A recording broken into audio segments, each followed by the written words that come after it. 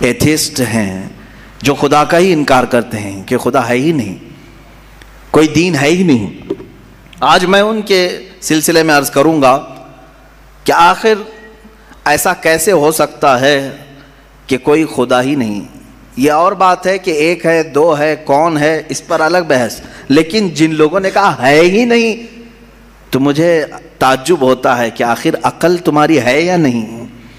عقل سے اگر میرے عزیزو لاکھوں راستے ہیں اس مولا کو پہچاننے کے، اس کے باوجود آج لاکھوں انسان گمراہ ہیں، مشرک ہیں، کافر ہیں، کچھ تو خدائے ذوالجلال کا انکار کرنے والے اور کچھ غفلت میں موجود ہیں۔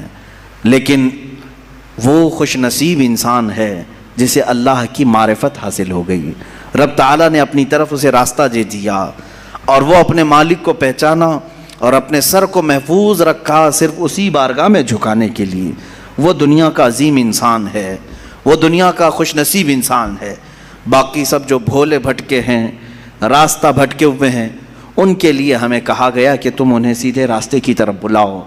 آج سے ہماری یہ مجالس اسی ضمن میں بھی ہوں گی کہ ہم ان بھولے بھٹکوں کو دعوت دینے کے لیے بیٹھے ہیں جو اپنے رب کو پہچاننے سے اور رب کے تعالیٰ کے احکام سے بغاوت کر کے پھر رہے ہیں۔ عزیزان گرامی، اب آپ سب کی بارگاہ میں جو چیزیں میں عرض کرنے جا رہا ہوں وہ بہت توجہ سے سنیں کہ یقیناً اللہ عز و جل رب ذوالجلال اس کی بہت ساری صفات ہیں، 99 صفات آپ نے سنا بھی ہوگا۔ اسماء حسنہ میں اللہ رحمان ہے، رحیم ہے، کریم ہے، حلیم ہے، عظیم ہے، غفار ہے، جبار ہے، ستار ہے، قہار ہے، یہ سب اس کی صفات ہیں۔ اور ہر صفت کو پہچاننے کے لیے زندگیاں لگ جاتی ہیں۔ اللہ تبارک و تعالیٰ کی بارگاہ میں پہنچنے کے لیے انسان زندگیاں لگا دیتا ہے، اور بعض لوگ یہ سمجھتے ہیں کہ ہم گھر بیٹھے ہی اللہ تعالیٰ کی معرفت حاصل کر لیں۔ ایسا نہیں ہے میرے عزیزو۔ آج سب سے پہلے چیز میں یہ عرض کرتا ہوں، آخر خدا ہے یا نہیں؟ کسی نے دیکھا نہیں، سوال تو ہے ہی ہے۔ ہم تو چلے روایات کے اعتبار سے، ہمارے گھروں سے ہمیں جو علم دیا گیا ہے ہمارے ماں باپ کی طرف سے، اور ماحول نے ہمیں جو علم دیا ہے وہ یہی ہے کہ ہم بولنے کے قابل ہوئے اسی وقت ہمیں کہلا دیا گیا تھا لا الہ الا اللہ، اللہ کے سوا کوئی معبود نہیں۔ ہمیں اللہ کے وجود کا بہت بچپن میں ہی علم دے دیا گیا، لیکن ہم بڑھتے بڑھتے اب زمانے کو دیکھنے لگے تو پتہ چلا کہ یہاں بہت سارے دہریے بھی ہیں، ایتھیسٹ ہیں جو خدا کا ہی انکار کرتے ہیں کہ خدا ہے ہی نہیں، کوئی دین ہے ہی نہیں۔ آج میں ان کے سلسلے میں عرض کروں گا کہ آخر ایسا کیسے ہو سکتا ہے کہ کوئی خدا ہی نہیں۔ یہ اور بات ہے کہ ایک ہے، دو ہے، کون ہے، اس پر الگ بحث، لیکن جن لوگوں نے کہا ہے ہی نہیں تو مجھے تعجب ہوتا ہے کہ آخر عقل تمہاری ہے یا نہیں۔ عقل سے اگر سوچو گے تو پھر تمہیں مجبوراً کسی نتیجے پر جانا ہوگا۔ امام اعظم ابو حنیفہ رضی اللہ تعالیٰ عنہ دہریوں کے لیے کھلی تلوار تھے۔ دہریہ کس کو کہتے ہیں؟ جو خدا کا ہی انکار کرتا ہے، یعنی کوئی نہیں ہے، نہ بھگوان ہے، نہ خدا ہے، کوئی چیز ہے ہی نہیں، ہم خود سے چل رہے ہیں۔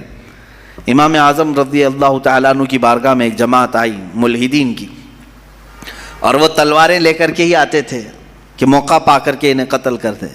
ایک دن امام اعظم ابو حنیفہ رضی اللہ تعالیٰ عنہ ان کی جماعت کو آتے ہوئے دیکھا، اور اچانک آپ اپنی مجلس سے کھڑے ہوئے اور کہنے لگے میں کچھ گہری سوچ میں ہوں۔ وہ قریب آئے اور پوچھا کیا سوچ رہے ہیں آپ؟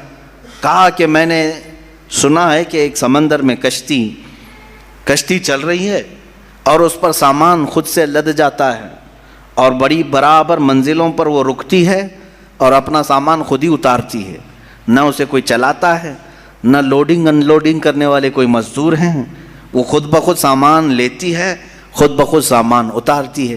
یہ روبوٹک دنیا بھی نہیں تھی اس وقت کہ وہ یقین کر لیتے، سائنسی دنیا بھی نہیں تھی اس وقت۔ تو ان دہریوں نے کہا کیا مذاق کر رہے ہیں آپ کہ سمندر میں کشتی بغیر ملاح کے، بغیر کیپٹن کے چل رہی ہے اور خود سامان لوڈ کر رہی، اتار رہی ہے، ہمارے ساتھ مذاق کر رہے ہیں آپ؟ ہم عقل والے لوگ ہیں، آپ کی اس بات پر کوئی بیوقوفی یقین کر سکے گا؟ امام اعظم ابو حنیفہ رضی اللہ تعالیٰ عنہ فرماتے ہیں اتنی جب تجھے عقل ہے کہ ایک کشتی سمندر پر بغیر کسی چلانے والے کے نہیں چلتی، تو یہ پورے کائنات کا نظام بغیر چلانے والے کے کیسے چل سکتا ہے؟ برابر وقت پر سورج کا طلوع ہونا، برابر وقت پر سورج کا غروب ہو جانا، چاند کا اپنی منزلوں پر چلنا، اور یہ سمندروں کا برابر اپنے مدار میں رہنا، اور یہ زمین کا طرح طرح کے پودے اگنا، اس میں پھول کا آنا، پھلوں کا آنا، یہ کیا اللہ کے ہونے کی نشانیاں نہیں ہیں؟ کوئی تو ہے جو یہ سارا نظام چلا رہا ہے۔ ہاں تم یہ کہہ سکتے ہو کہ مشینیں ہم چلا رہے ہیں، پنکھے ہم چلا رہے ہیں، لائٹ ہم چلا رہے ہیں، چلاؤ دنیا کی ساری مشینیں چلاؤ، لیکن میں اگر ایک فیلڈ میں آؤں ان دہریوں سے پوچھتا ہوں، امام شافعی رحمۃ اللہ علیہ نے کیا جواب دیا؟ میں چاروں اماموں کی بات بتا دیتا ہوں۔ چاروں اماموں نے رب ذوالجلال کے وجود کے متعلق کیا کیا کہا ہے۔ امام مالک نے تو یوں فرمایا، آپ سے پوچھا گیا کہ خدا ہے، انہوں نے کہا ہاں۔ کیا دلیل کیا ہے؟ کہتے ہیں کہ زبانوں کا مختلف ہونا، انسانوں کی زبانوں کا الگ الگ ہونا اور الگ الگ نسلوں کا ہونا، یہ اللہ کے وجود کی دلیل ہے۔ امام شافعی سے پوچھا گیا آپ کوئی دلیل دیں گے کہ کوئی ہے؟ آپ نے کتنی پیاری بات فرمائی، ارشاد فرماتے ہیں شہتوت کا درخت دیکھا ہے؟ شہتوت کا درخت آپ نے دیکھا ہے؟ شہتوت جو ہے بہت باریک باریک سے پھل ہوتے ہیں، میٹھے ہوتے ہیں، اور اس کا پتا جو ہے وہ کئی قسم کے جانور کھاتے ہیں۔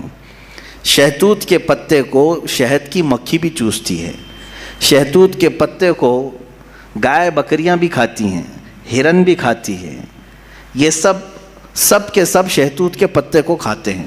شہتوت کا پتا ایک رنگ کا ہوتا ہے، ایک ہی ٹیسٹ کا ہوتا ہے۔ امام شافعی فرماتے ہیں شہد کی مکھی اسی شہتوت کے پتے پر بیٹھتی ہے، چوستی ہے، اور اپنے چھتے میں جا کر کے شہد اگل رہی ہے۔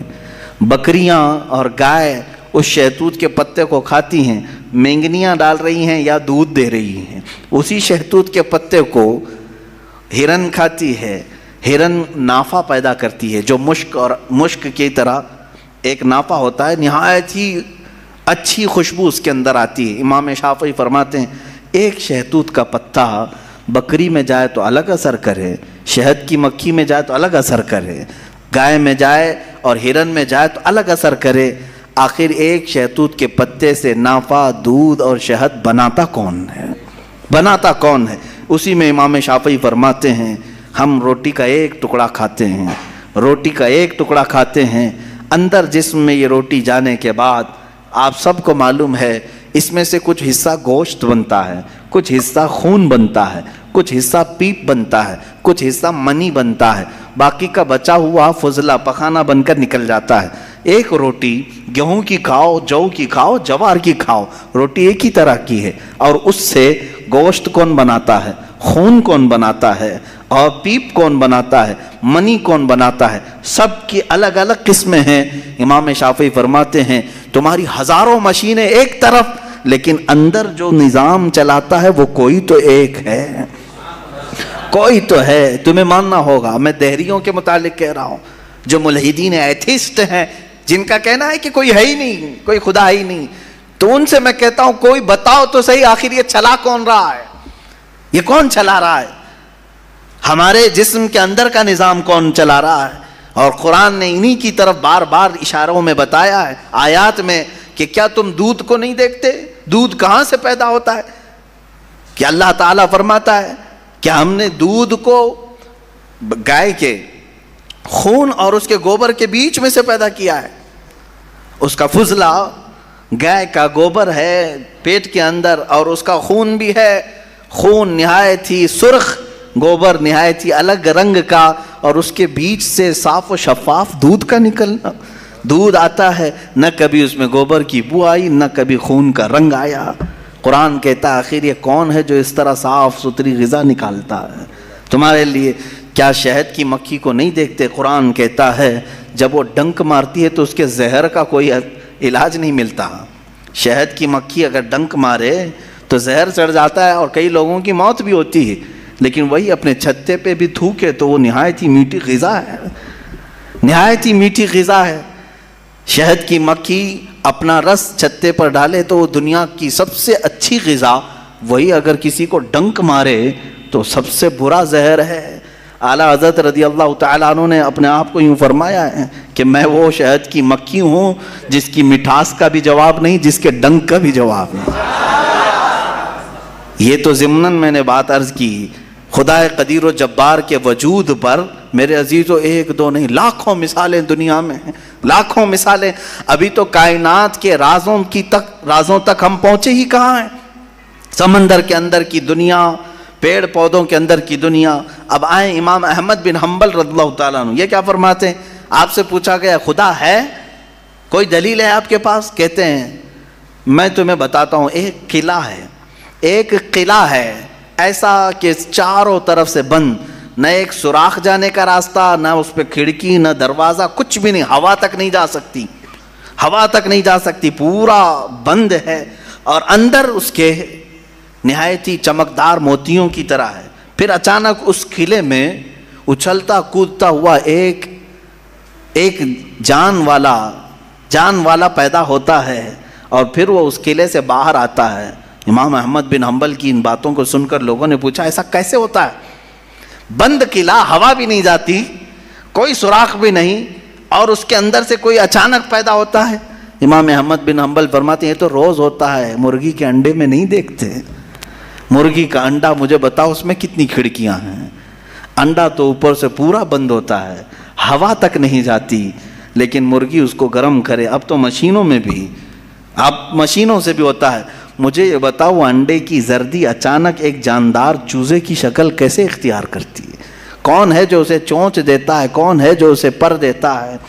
اور پھر ہم نے جانوروں کو، پرندوں کو، ہر ایک مخلوق کو دیکھا ہے، ان میں رنگ ایسے بھرے ہوئے رہتے ہیں، دنیا کا کوئی آرٹسٹ بھی اس طرح کے رنگ بھر نہیں سکتا۔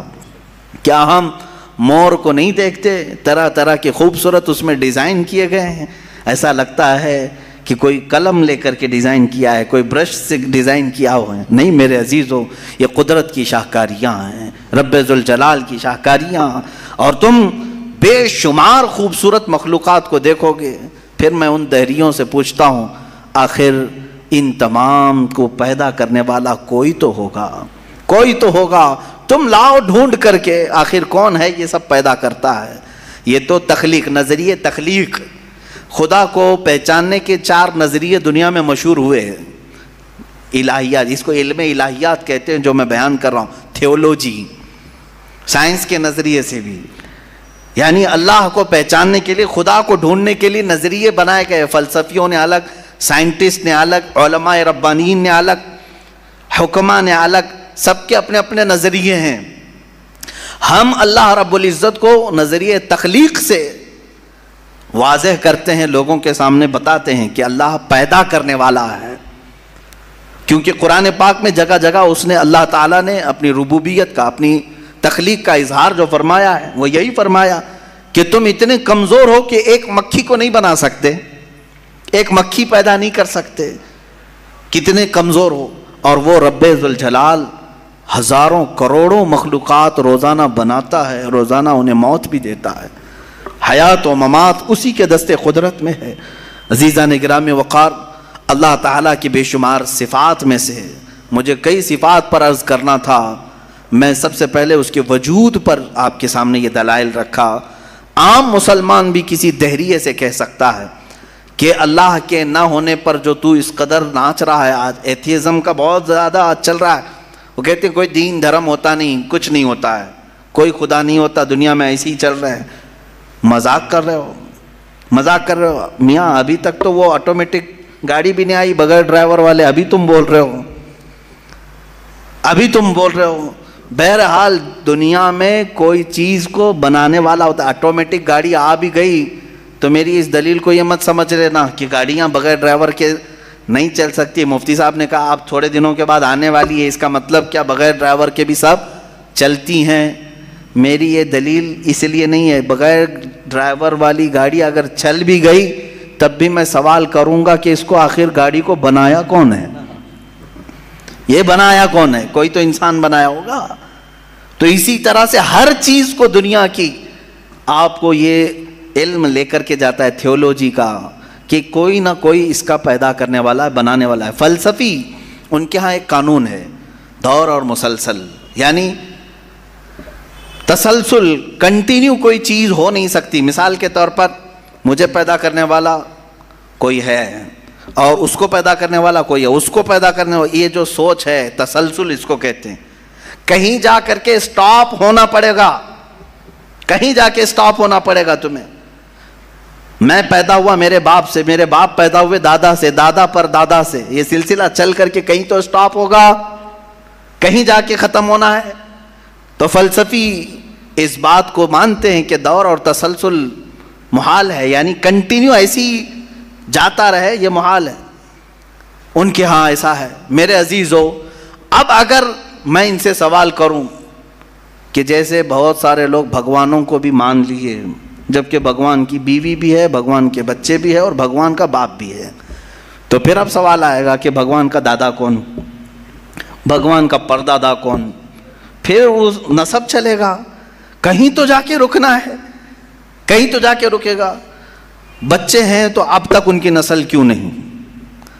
بھگوان کے بھی بیٹے بیٹیاں تھیں نا، بہت سارے بھگوانوں کا تذکرہ ہندوستان میں ہے، ان کے بیٹے بیٹیاں بتائی گئی ہیں، کتنے بیٹے تھے، رام کے بھی، کرشن کے بھی، سب کے بھی بتائے گئے ہیں بیٹے بیٹے. تو اب اولاد کہاں ہیں؟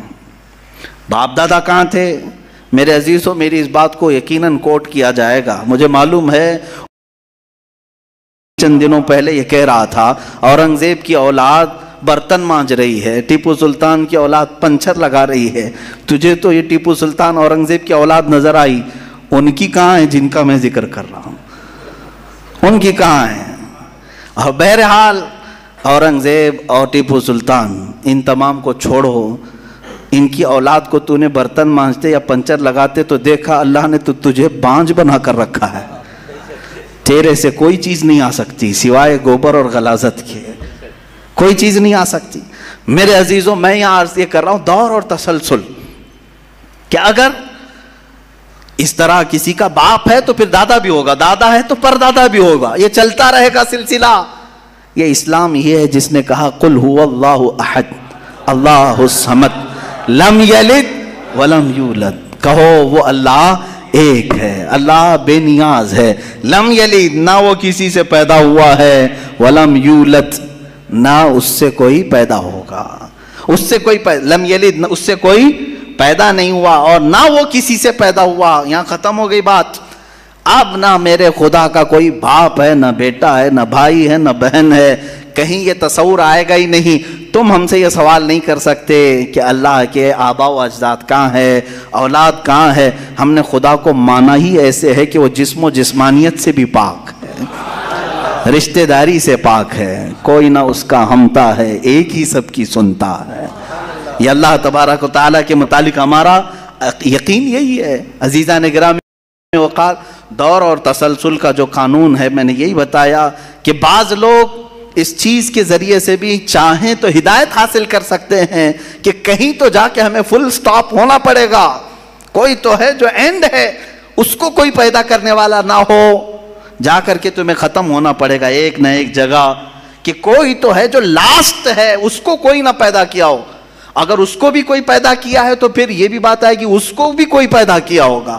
تو ہمیں ایک ایسی ذات ماننی پڑے گی جس کو کوئی نہ پیدا کیا ہو، تبھی جا کر کے ہم یہ کہتے ہیں وہ جو ذات تم جا کر اینڈ ہوگے اسی کا نام اللہ رب العزت ہے، جس کو کسی نے پیدا نہیں کیا. یہ اسلام کا بہترین عقیدہ ہے.